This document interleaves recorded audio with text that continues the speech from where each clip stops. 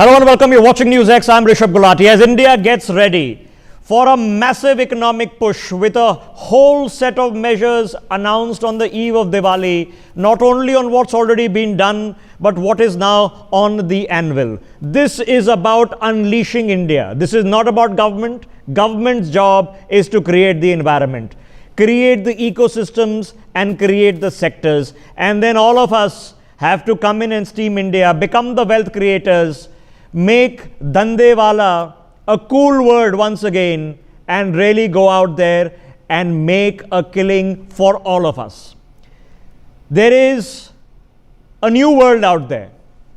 At that new world, you can describe it as fifth industrial revolution, fourth industrial revolution, but it boils down to space, robotics, genetics, AI, and data. That's what it boils down to. Now, for us to corner this, we have to have a national mind space on this. The future is this. The last time an industrial revolution happened in the world, we got left behind. Why? We got left behind because we were under British rule. The British came and sold us their textile, they sold us their steel, and they laughed at us. We missed that boat. When the digital revolution happened, we were still too poor to be at the forefront of it, which is why the Googles and the Facebooks and the WhatsApps and the Instagrams are elsewhere. Our economy is open. We are not a closed economy like China, where forcibly barriers were created to allow industries to develop within.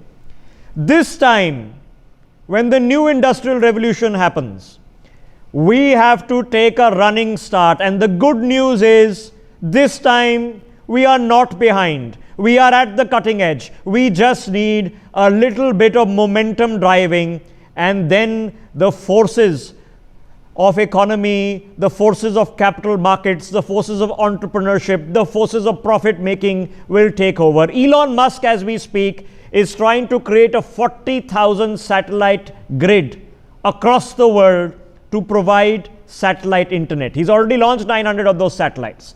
We here in India are trying to prepare NAVIC, which is a replacement potentially for GPS. We are there. We have the launch capacity. In the ISRO last launch that happened just a few days ago, not only did they launch the remote sensing satellite, but commercial satellite launches are also taking place. These now need to happen every couple of weeks. We interviewed a few weeks ago 2 young boys from IIT Madras who are incubating a space startup that is building its own rocket, which they will test in 2021. We can give Bezos and Elon Musk a run for their money if we try. Amidst all the conversation going on, how many of you knew that a draft Spacecom Policy 2020 has been released? We now need to come together and figure out what ducks we want to get in a row. A commercial wing of ISRO is being operating, and they are really making this push. The rest of us need to join in. Let's open up this conversation on what we need to get right immediately, because the stimulus is coming our way, but these are the sectors of the future that we must conquer as a country, as Team India. Dr. V.N. Jha joining us on the broadcast. I also have Professor Ksiddhartha, Ravi Kumar Gupta. All of them have extensive experience with ISRO, DRDO, and they know what we need to get right. But what I need their help in is, how do we unleash this into the private sector? We create a space ecosystem. Dr. Jha, I don't want to get too technical because I want the people of this country to get excited about a new defense sector, about a new space sector, about a new AI sector. When next time I'm debating a Bihar election, I don't want to be debating iron ore mining, which is a debate we should have had 100 years ago. We couldn't because the British were ruling us. We want to be debating our 3D printing, our AI facilities, big data centers are being developed in a state like that. What is it we need to do to get right in a space policy, and how do we get our country excited about it? There are many aspects, Rishabhji, which can go on to get us excited in this case. One of them is that is we can go on to go for asteroid mining, and that is going to be a very good resource for all of our future needs. The second part is going to be associated with disassociating the whole of ISRO with the business part of it. ISRO must go on to concentrate on certain things like research, like strategic aspects, rather than on the business part of it. Segmenting both of them is going to be doing wonders to it, because when ISRO has its investment of thinking in certain things like R&D, in certain things like future space technologies, in certain things like interplanetary motions and the study of the interplanetary bodies as well, that will go on to make a far more better sense than doing with some of those mundane things that ISRO has been doing it right now. The third part is, of course, the exploration of the interplanetary bodies and exploration of the entire of the solar system, even beyond as well. The fifth part is associated with that we need to have our own landing station. We need to have something of our own on the lines of International Space Station, Indian Space Station, that you can go to call it. Because otherwise, the entire meaning of sending humans to space okay. Well, how does that help? How does that help? What will that help? How putting up, permanent mission, we had the same debate 20, 30 years ago. What's the point of having a permanent base in Antarctica, right? But we did it, right? So why a permanent base in space for us? How does that help? That helps largely because otherwise, how is it that you are going to be sending the humans?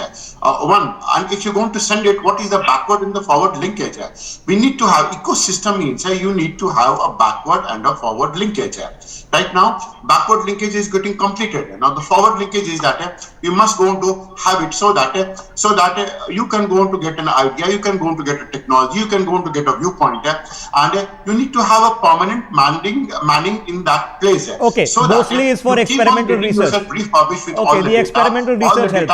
Okay, but the priority has to be able to do, I won't say a few dozen, hundreds of launches per year. Okay, within the next 5 years, if that's the aim, right? And we should be able to do it cheapest. ISRO is already 1/3 the price of NASA, kilo per kilo launching, but Elon is doing it cheaper now. So we now need Indian companies who can match that, and we are best placed in terms of manpower. We have the R&D, we have Sriharikota, we have the best brains within ISRO and DRDO. How do we open this up? What should the space policy contain? We must go on to rethink about reusing all of those instruments which go into fuel tanks such as engines. This is one part that will go on to bring the space cost drastically low. That's one part. Second is we require to restructure the entire of ISRO and separating something like Antics Corporation Limited from ISRO. There is the third. This is going to be one of those small problems that we're going to be having. It must be taken care of in the new space policy, draft space policy as well. The third part is our launch and other things go on to comprise only 2% of maybe maximum 5% of the overall space program. 95% is going to be based on satellite, going to be satellite and satellite communication based system also. Now that is where you require to have a good amount of a course development in India as well, because Elon Musk is talking about 40,000. We require to have even more than that as even well. Bigger. And we require to go for a complete knowledge mapping of India. A complete knowledge mapping, unless we go on to do it, go for there broke. is no way we can go on to refurbish it. Couple of things I want to get in a row before I fall short of time. Professor Siddharth, your predictions of 4 or 5 areas where Indian entrepreneurs, Indian businesses can really benefit from a space sector ecosystem. One is an amalgamation of a design thinking with space and the use of the data for the purpose of design thinking, because this is going to be the future. The second is associated with picking up very minute problems associated with countries like, let's say, Sudan, Congo, Mali, Mauritania, the migration of the sand dunes in those places. How is it that flash floods can go to take place? Flash droughts can go to take place in those regions. That's the second aspect that is going to be exciting, largely because you will going to have different type of people who will going to specialize in different type of contents. The third is going to be a space administration is going to be a completely new avenue that is going to be opened up in this case, because of a super specialization that will going to take place in space. One is remote sensing, another is strategic aspects, another is interplanetary bodies. And of course, when we come to interplanetary bodies, the fourth area will be interplanetary bodies and exploration of the outer space region. That requires a completely new domain. How many decades are we aware from exploiting space assets, mineral assets, etc.? How many decades? 2 decades? 3? With respect to? To exploiting space assets, because you are talking what is still science fiction, asteroid mining, mining on the moon, looking at space assets. How do you expect 2 decades, 3 decades? Maybe I think it's going to be a decade. Okay, okay. You can understand it. We went into telecommunication just from print media to the video form. We eliminated all of them. Being in this world means that you are going to be so aware that this time gap of 10 years or 15 years doesn't go to matter at all. Okay. So this is the long-term planning. Okay, we are not going to be mining an asteroid tomorrow. Dr.